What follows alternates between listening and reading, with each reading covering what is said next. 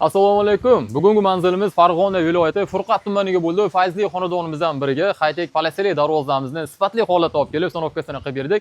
Darvozaga qo'shimcha kozirok qismini ham yasab berganmiz. Kozirok qismi shunaqangi yomg'irli havoda albatta juda ham foydali bo'ladi. Sababi darvozaga yomg'ir, qor suv tushishini oldini oladi va kraskani uzoq yil xizmat qilishini sababchisi bo'ladi. Darvozamiz haqida bir qator ma'lumotlarni berib o'tamiz. I tried so hard and got so far. In the end, it doesn't even matter. I had to fall to lose it all. In the end, it doesn't even matter. Darvozamiz razmeri eniga 3.15, balandligi 3.40 bo'lgan. Bunga qo'shimcha ikkita yoniga 23 sm dan balandligi 3 sm adnalichka qo'shib berganmiz.